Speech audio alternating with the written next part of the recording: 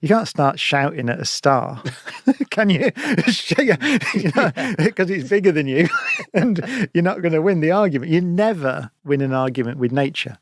So what would you say has been the most powerful revelation about yourself that you've discovered was wrong? Oh, in terms of science, it's almost all the time when you're doing research. You have a feeling that you understand some new data, and you have a sense that there might be something there. I mean, I did particle physics for a long time, which is working at places like CERN and Fermilab in Chicago, and those places you get loads of data,